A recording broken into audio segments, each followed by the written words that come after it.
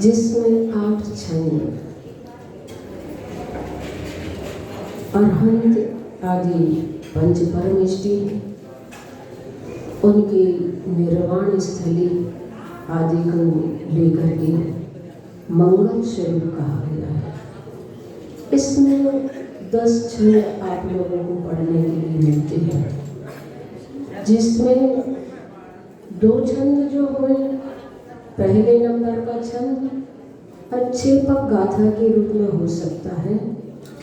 जैसे कि आप लोग 10 भक्तियाँ जब देखते हैं, पढ़ते हैं, तो उनमें मूल भक्ति भी होती है और उसी विषय से संबंधित और गाथाएं होती हैं, तो उन्हें भी दे दिया करती है। ऐसी छेपक गाथाएं कहलाती हैं। तो पहले नंबर का जो छंद है श्रीमन्नम अरहंतो भगवंत इंद्र महता, इसमें भी पंच परमेष्टि को ही नमस्कार किया गया है। और जो जिसमें पहले नंबर का छंद आता है श्रीमन्नम सरासरिंद्र, इसमें भी पंच परमेष्टि को ही नमस्कार किया गया है। उसके बाद एक और आता है 7वें नंबर का, उसके ऊपर सर्पोहार लता भगत्यसी लता, ये भी छेपक के रूप में इसी विषय से संबंधित ये छंद इसमें रख दिया गया है। इस प्रकार अष्टक है पर 10 इसमें छंद है।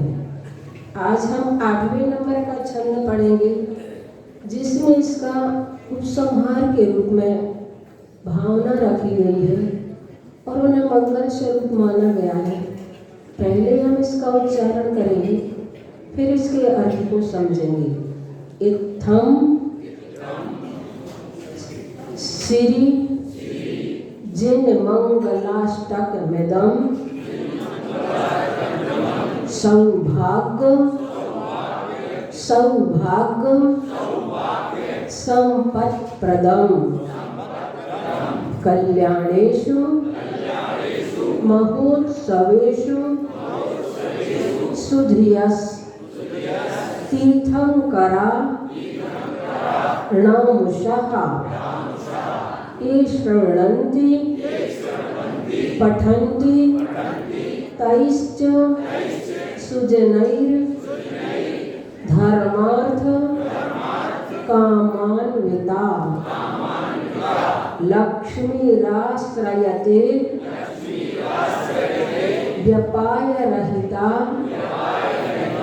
निर्वाण लक्ष्मीरपि। इत्थं श्रीजिनमङ्गलाष्टकमिदं सौभाग्यसम्पत्प्रदं कल्याणेषु महोत्सवेषु सुधियस् तीर्थंकराणामुषः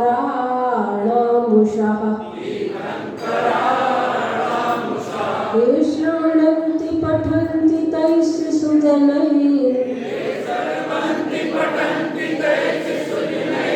धर्मार्थकामान्विता लक्ष्मीराश्रयते व्यपायरहिता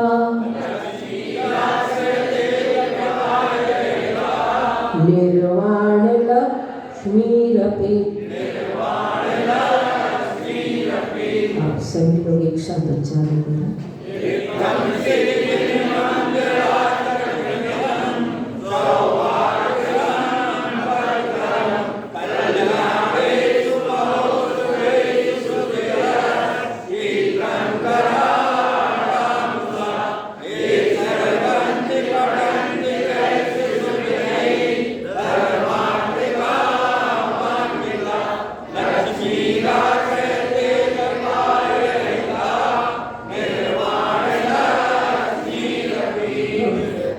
यहाँ पर उच्चारण में कहीं कहीं पर दूसरी पंक्ति में सुधियस् तीर्थंकरा बोल देती है, तीर्थंकरा नामशा, उसका उच्चारण करना है तीर्थंकरा, तीर्थंकरा नामशा।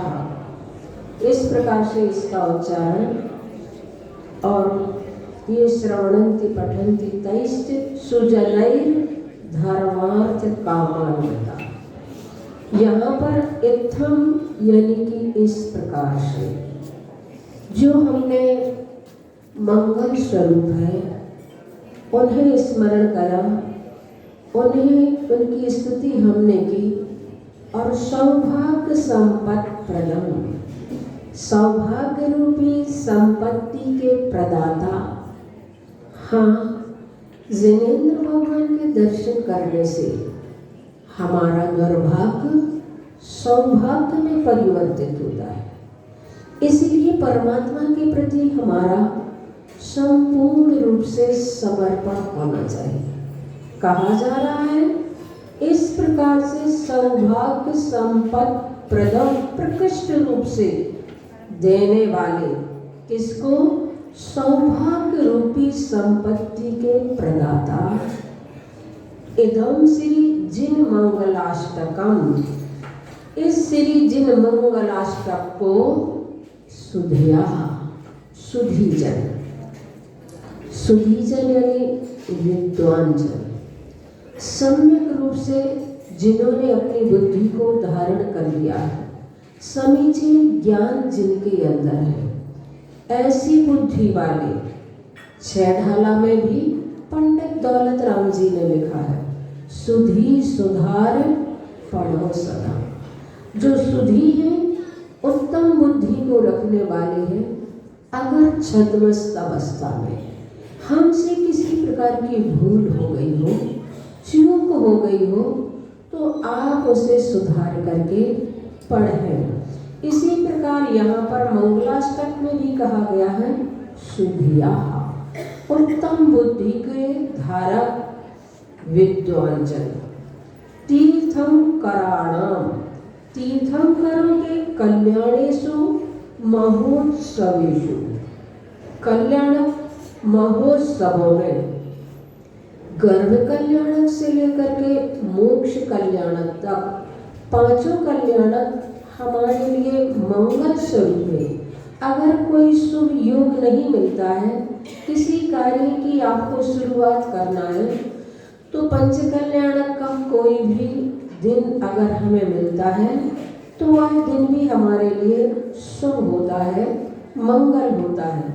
तो इस प्रकार से ये तीर्थंकरों के कल्याणक के महोत्सव में यहाँ जो उत्साह ने प्रातः काल सुबह सुबह श्रवणती च पठंती, जो भी उसको सुनते हैं और पढ़ते हैं, तीर्थंकरों के नामों का स्मरण करते हैं, उनकी निर्माण भूमियों को पढ़ते हैं, श्रवण करते हैं, तही सुजनहि, उन सज्जनों के द्वारा धर्मार्थ कामान्विता, धर्म अर्थ और काम से सहित लक्ष्मी आश्रयते, लक्ष्मी प्राप्त की जाती है।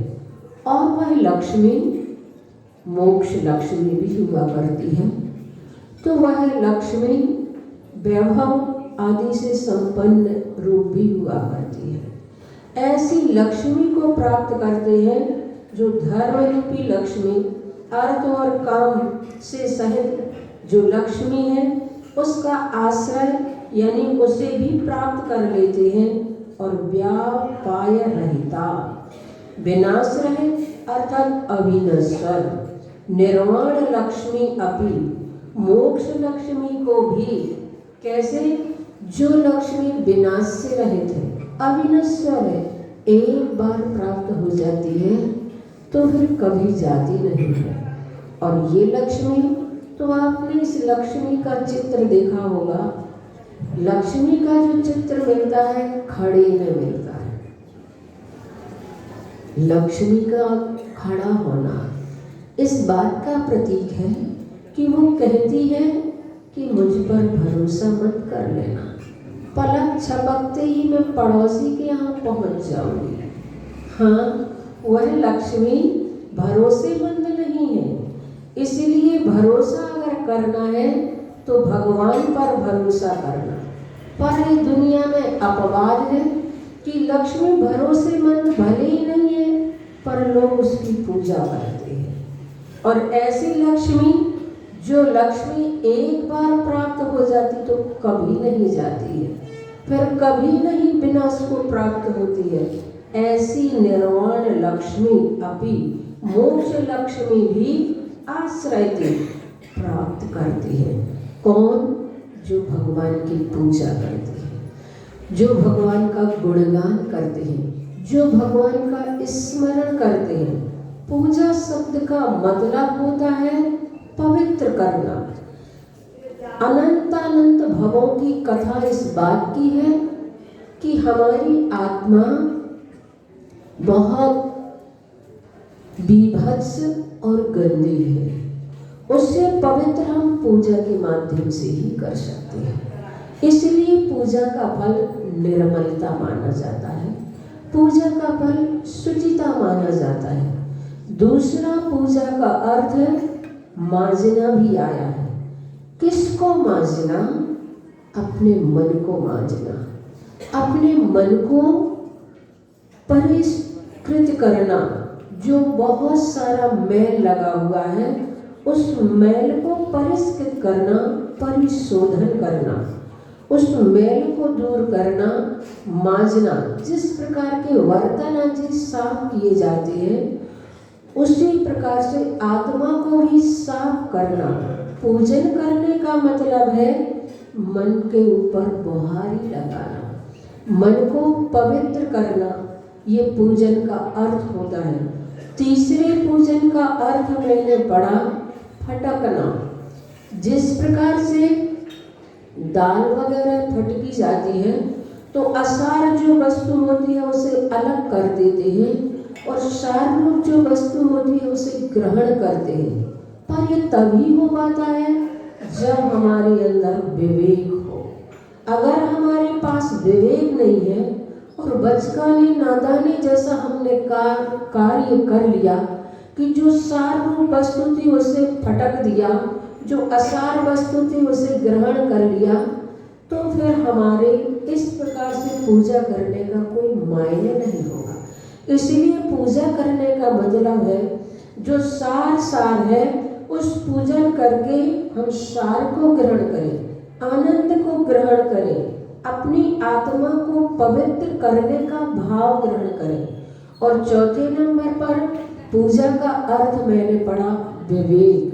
जब हमारे पास विवेक जागृत हो जाता है तब हम पूजा भगवान की जब करते हैं तो पूजा किस विधि से की जाती है, पूजा करने की विधि क्या होती है, पूजा करते हमारे परिणाम कैसे होना चाहिए, और पूजन करते करते फिर बाद में हमें देखना चाहिए, निरीक्षण करना चाहिए, अपने अंतःकरण को अपनी अदालत बनाना चाहिए कि क्या वाकई में हमने पूजन का फल प्राप्त कर लिया है या नहीं।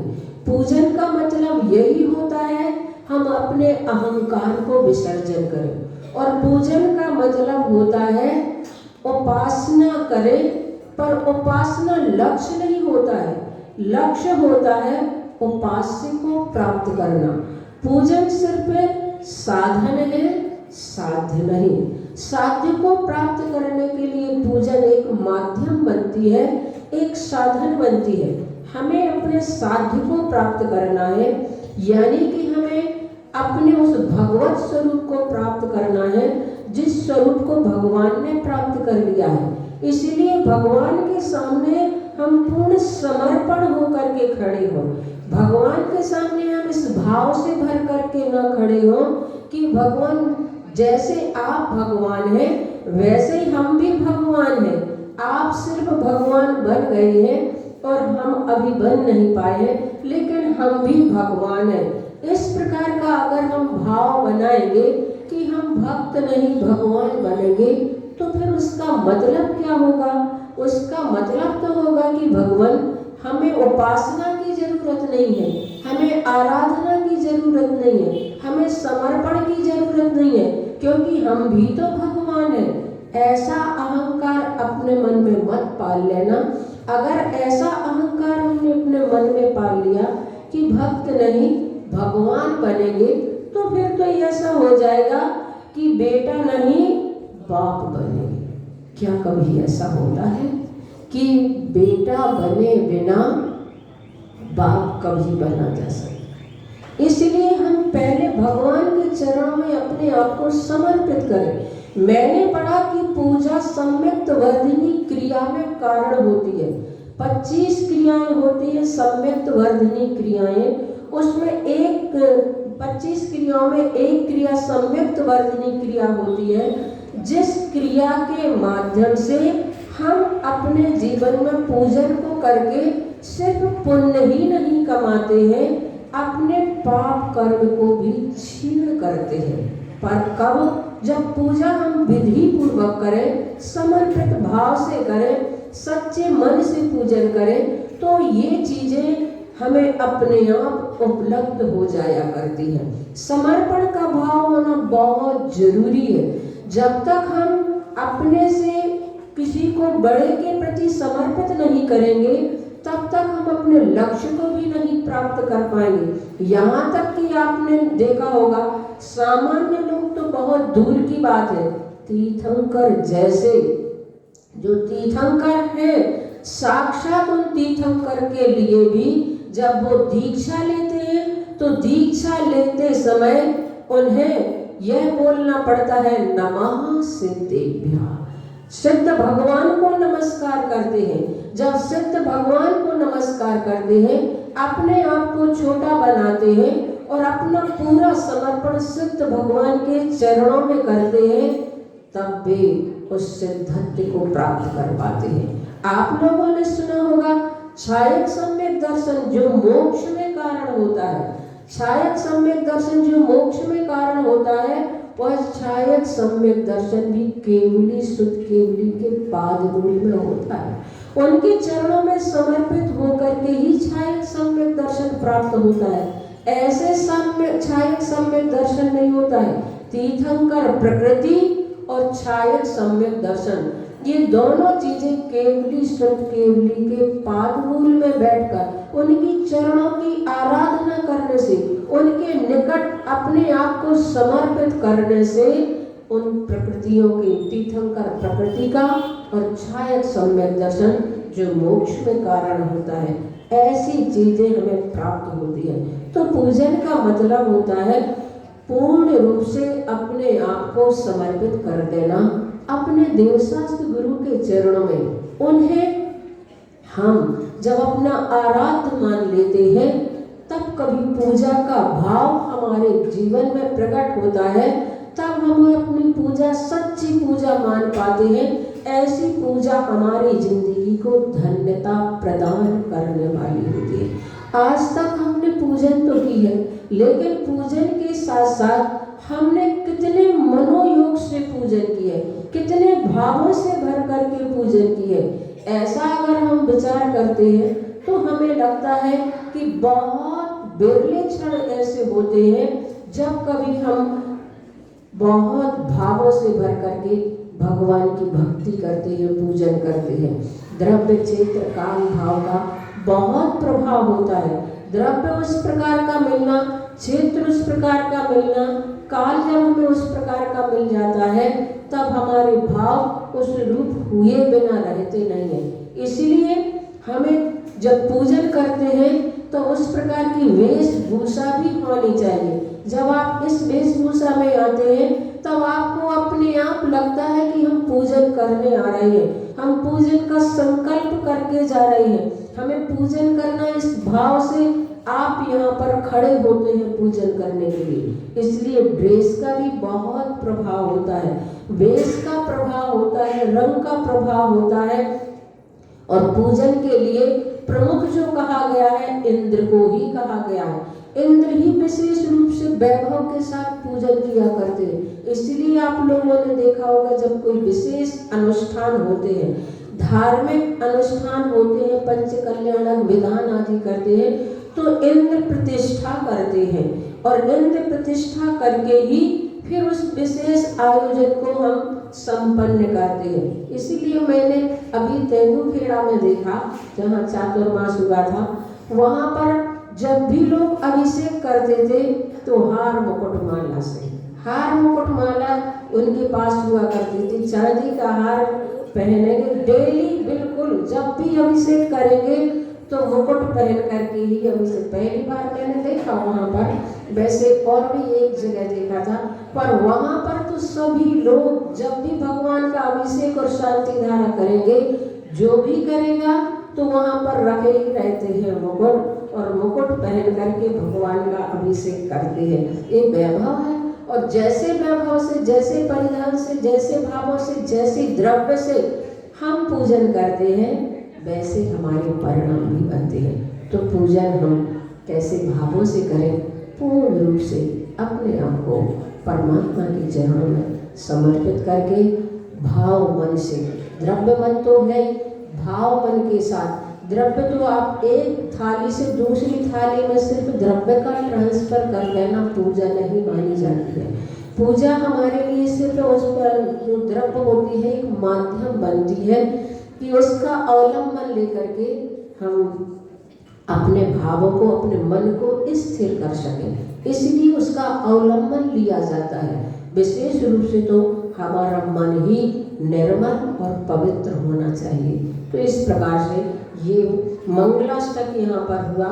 और दूसरा जो यहाँ पर क्षेपक रूप में एक और दिया गया है, उसका आप लोग पाठ तो करते ही हैं, लेकिन उच्चारण में गलती होती है, उच्चारण सही नहीं बोल पाते हैं, इसीलिए इसका उच्चारण अगर करा देंगे।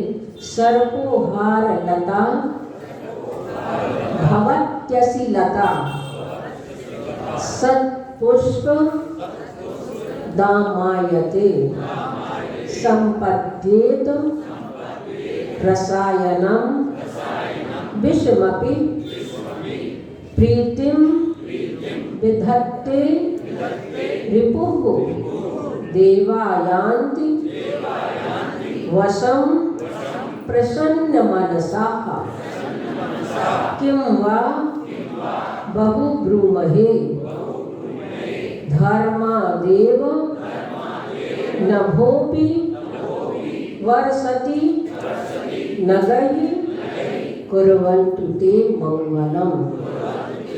सर्पोहार लता भवत्यसि लता सिलता नहीं बोलना, भवत्यसि लता। असीलता का मतलब होता है धर्म, यानी धर्म के प्रभाव से ही सर्पोहार लता, सर्प गले का हार भवती हो जाता है। और असीलता, असीलता का मतलब होता है तलवार, शिलता का मतलब क्या होगा, इसीलिए उच्चारण करना है असीलता, भवत्यसीलता। असीलता यानी कि तलवार। सत्पुष्प दामायते, सुंदर पुष्पों की माला बन जाती है।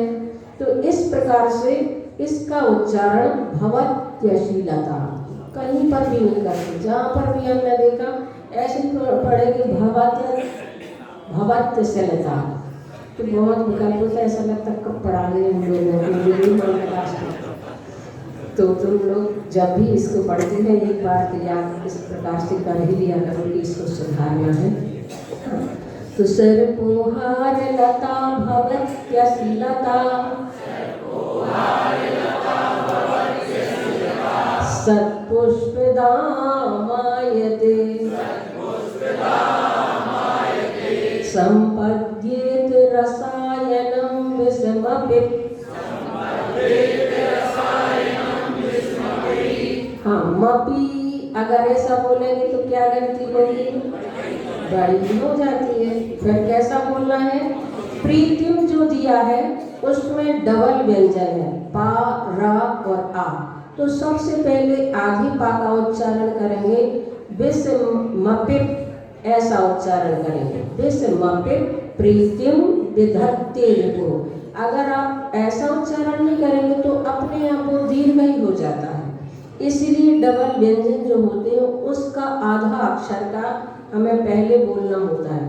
देवायान्ति वसं प्रसन्न मनसः किं वा बहु ब्रूमहे किं वा बहु ब्रूमहे। बहु बोलेंगे तो हाँ, इसलिए आगे बा को पहले बोलना है, बा रा और रा। यहाँ पर डबल व्यंजन है, वहाँ ह्रस्व है। द्वितीय करने का भी नियम होता है कि कहाँ डबल किया जाता है। तो बहु में छोटा हो है और आगे बा और रा है, डबल व्यंजन है, इसलिए किम बा बहु ब्रूमहे ऐसा उच्चारण है। धर्मादेव नभो विवर्षति नगहि कुर्वन्तु ते मंगलम। सभी लोग साथ उच्चारण करें।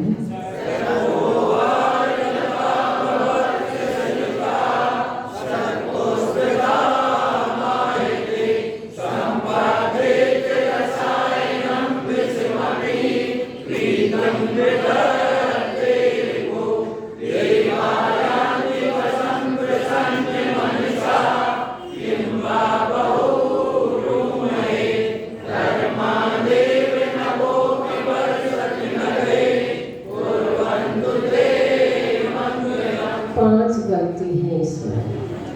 एक तो भवत्यशीलता गलती और विषमपी गलती, रिपु गलती बड़ा हुआ और बहु ब्रूमहे गलती है और नगई अकेला बोला विषम नगर ही। इस प्रकार की पांच गलतियों को सुधार करना चाहिए महावीर भगवान की।